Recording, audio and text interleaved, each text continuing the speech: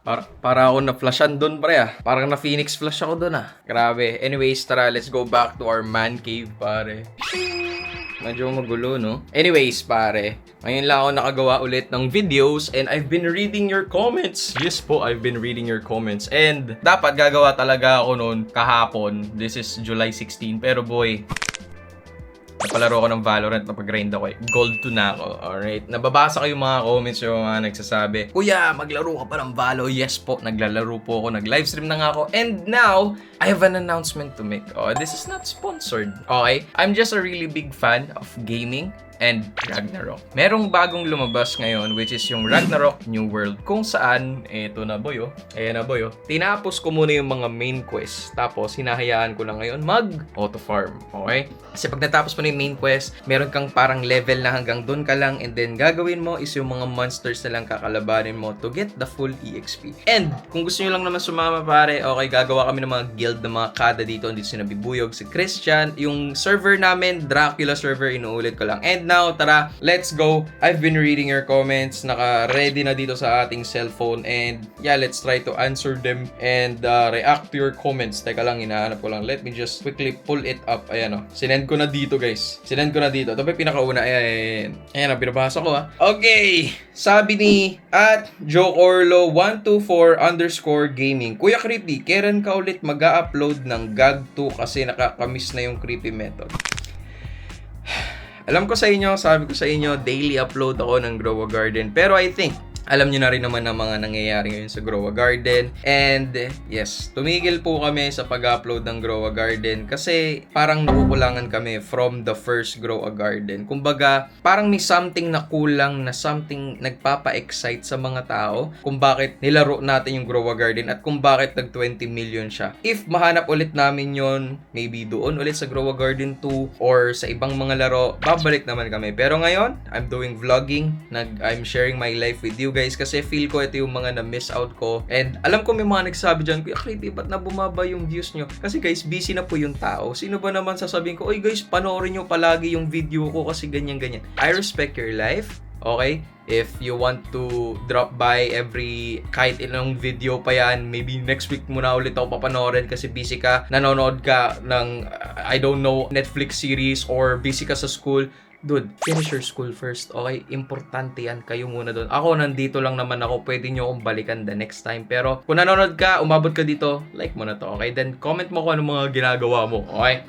Anyways, maybe tignan natin, wala pa namang exact date kung kailan kami babalik sa mga Grow a Garden and sa Roblox. Well, kaya naman panoorin sila Lazy Sly. Nandun pa naman sila King FB, sina M0. Ayan. Anyways, next comment. Okay. Galing kay Mark Joseph Valdez. Okay. Laro ka ng Catch a Brain Rot, Kuya Creep. Okay. Ito is napanood ko na sa mga TikTok. Para siyang Pokemon na brain rot. Okay sana siya kaso may brain rot. I mean, lalaruin ko naman siguro to maybe in the future pero not anytime soon kasi nga I'm on a break. I'm doing vlogs. Okay, medyo vacation mode muna tayo ngayon. Kasi I think we've grinded for so many long hours na hindi lang hours, days, years. Imagine mo simula 2021 pare ginagawa na natin to. Ay, hindi, 2022 pala. 2022. Yeah, 2022 pala. Ginagawa na natin to and pahinga naman. Pahinga muna tayo. Okay, kasi importante din na magpahinga kayo guys, okay? Kung kayo, puro kayo work, okay? Okay lang din magpahinga. Studies, magpahinga din kayo, okay? Kasi kailangan yung i-build ulit yung mentality nyo na, oh, I'm back, okay? Kasi hindi lang naman yung physical yung pinapahinga mo, kundi yung mental health mo din, okay? Mental health is important, okay? Kapag may mga pinagdadaanan kayo, try to speak to a friend. Alright, ito naman, next comment, at The Shadow Zem. Kuya, ano oras nagla-live mo sa Codem kasi gusto kita makalaro? Okay, so usually naglalaro kami around 4, 5, 6, or 7, ganon. Mga ganong hours nag-i-start yung ano namin, yung stream namin. Pero usually either 5 or 6. Ayan yung sweet time namin kung saan maglalaro kami ng Codem, Valorant, ML, or kung ano man yan. And yeah, ayun, tingnan nyo guys, dito na rin si Uwa. Ayan, nakikita nyo ba? Yay! Nag-comment pa talaga, no? Level 36 na din siya, nakaabot na siya sa level natin. And yeah, ayun, so 5 or 6. Ito naman sabi ni at Joseph Chris. Okay, araw ko po, Kuya Creep, okay lang yan basta may supporter ka, dito kaming lahat. para manood. Okay, I think ito sinasabi ko is yung parang naging busy or hindi na ako masyado nag-upload, hindi na ako nagde-daily upload. Every other day upload na lang ako, pahinga ako. Pero ayun, thank you so much sa'yo, man. Maraming salamat sa'yo. Ito naman, galing kay at Aldrich Espina. Okay, yeah, grabe yung silver play button mo, nasa sahig na lang. Guys, okay, let me show you. Silver play button natin. Natanggal na yung pangalan, sobrang dumi. Ayun, as in bakat na lang siya, like, ano na lang yan, pre. Dati, yeah, I know it means a lot. Pero I feel like I've appreciated it more, yung naging journey natin, and not about the plaque. Even yung gold play button natin, which hindi ko pa siya ino-open. Ino-open ko na siya, pinakita ko na and stuff. I don't even know kung nasan yung gold play button natin. I think it's right around here. Basta sobrang dami ko. Oh yeah, I found it. Okay. Yeah. Ito, I think I found it. Yep. Alright, there we go. There we go. Okay, so ito yung gold play button natin. Wait lang, hold on. Let me show you guys. Yan, tingnan nyo. Oh. Parang bagong-bago, fresh na fresh pa rin yan, tol. Yan. Creepy for passing 1 million subscribers. Ay, ba't nagkalikabok? Naka ano to ah? Yes, sir. Nagkalikabok. Naka-seal ka naman. Ayan, so yep, isi-seal ko lang ulit yan and yeah, there we go. Hindi ko pa siya na-display sa background ko kasi I'm planning to buy like a frame for it, ganon, pero it just never happened. Okay, parang mas na-appreciate ko yung naging journey talaga natin more so than what we achieved, you know? It's like hindi siya yung pinaka main factor kung ba't tayo gumagawa ng content. It's like a symbolism. It's like a recognition lang. Pero what is yung mga pinagdaanan natin, all the memories. Parang kumbaga pag nakita mo yung gold play button, ang papasok sa'yo, hindi yung na-achieve mo, but yung pinagdaanan mo. Parang ganun. Alright? Yeah. Okay, next. Sabi ni John Curvy Batiancela. Hindi ko alam paano kasi pangalan mo. Fourth, can you play Blox Fruits again? No. Okay, I think we've already talked about this in the past. How hindi na ako babalik ng Blox Fruits because, you know, may beef na tayo doon and I'm not going back there. I appreciate yung mga memories natin doon, yung mga nalaro natin, yung mga na-build natin ng mga connections, ng mga friends. It will remain there. It's just that may mga tao lang na alam mo na yun. Okay? Basta hindi na tayo babalik doon. Medyo toxic na kasi nandun eh. Anyways, next, at Jonard Z. Febra. Ako, naranasan ko po yan 3 times. I think ito sinasabi niya is yung naputulan ng internet kapag may dadaan sa inyo na internet service provider. Hindi ko alam kung PLDT yan, kung Globe, kung Converge. Alam mo yun, pag may dumaan na truck, parang kakabahan, tol. Parang ang kakabahan kasi maayos naman yung internet mo. Tapos mamaya, nawala. Ewan ko, pero ayun, shoutout sa PLDT, dumating naman sila kinabukasan para tignan. Pero naayos din yun eh. Kumbaga, nung time na nawala yung internet, parang around 12 to 1 yun. Mga around 1:30 bumalik lang din. Tapos okay naman siya hanggang maggabi, hanggang kinabukasan. Tapos kinabukasan dumating yung PLDT the next day. Around 12 or 1 din ata, mga ganong time. And yeah, fix naman. Chinek nila, parang sinabi nila sa akin is, hindi porket na ayos na yung buti nga daw pina-check ko. Kasi may mga clients sila or mga basta yung mga customer na kapag nawala daw yung internet nyo, hindi nyo pinapacheck yung mismong router, may tinitignan sila doon parang meter eh. So, kahit okay na yung internet nyo, tas dumating sila, ipacheck nyo pa din. Ayun yung sinabi sa akin. So, good daw yun na pinacheck kesa daw sa akala natin okay na, tas bigla kinabukasan, wala na naman. Kaya, yun, okay daw na ipacheck natin sila. Okay? Next. Sabi ni @Nox43, Bloodstrike. Guys, naglaro na ako ng Bloodstrike dati. I really enjoyed it. I wanna go back sa Bloodstrike. I just couldn't find the time. Kasi ang dami, imagine mo. Ito, naglalaro tayo Ragnarok. Naglalaro tayo ng COD M, Valorant. Pinapa-rank up ko pa yon. Okay, gold 2 na ako, guys. Gold 2 na ako. Ang goal ko is maka-diamond.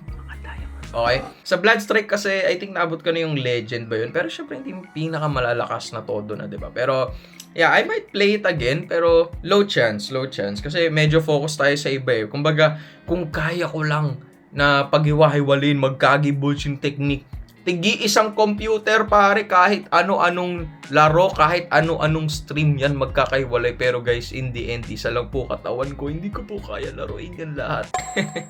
Anyways, okay, eto, at Kyoju, hello sa'yo, okay? At Kyoju, life without Wi-Fi, coffee. Life with Wi-Fi, coffee. Life with Wi-Fi but no internet connection, demon.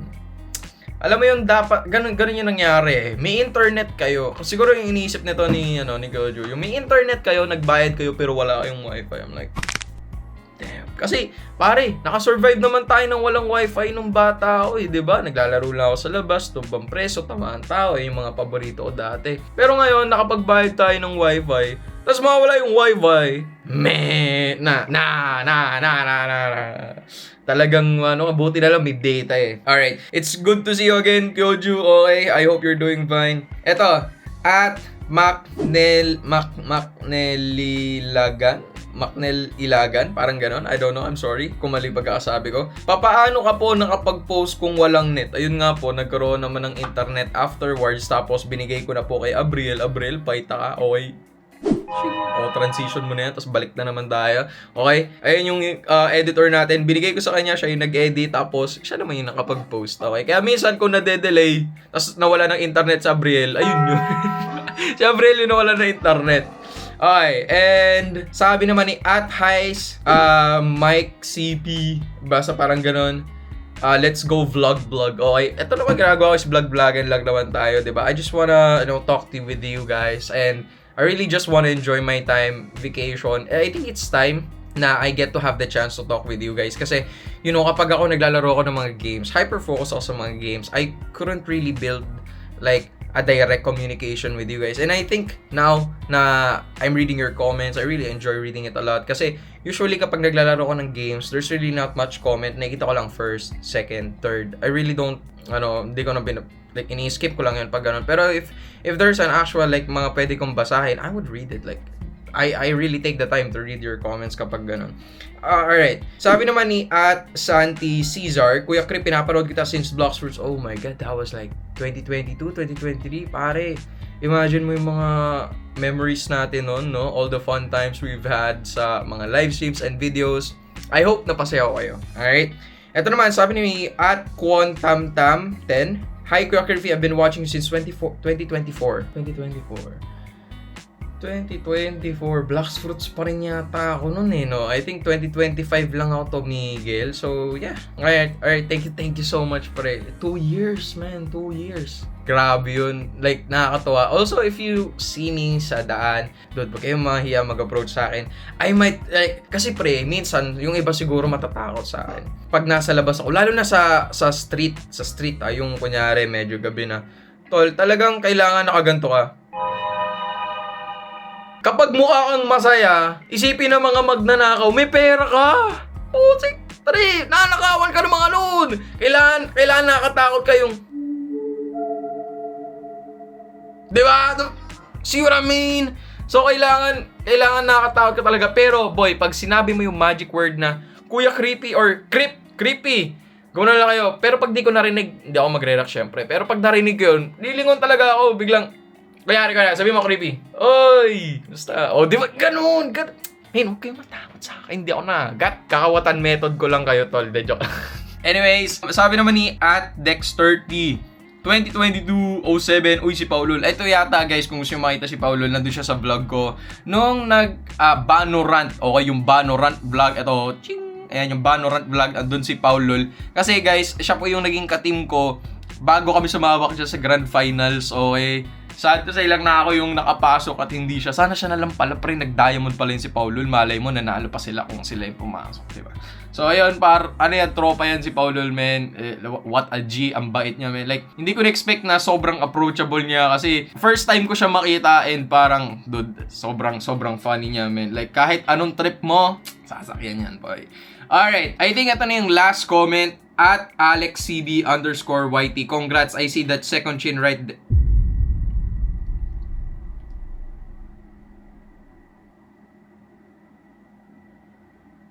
Anong second chin? Grabe, no? Nag-mew eh. Parang natatay.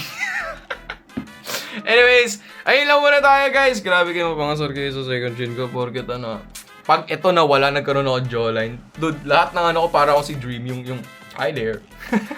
Anyways, if you comment again, pag nakita ko yan, I might respond to that. If you have any questions, anything that you wanna say to me, feel free to comment. And syempre, like this video, boys. And I'll see you guys again on the next one. Bye-bye.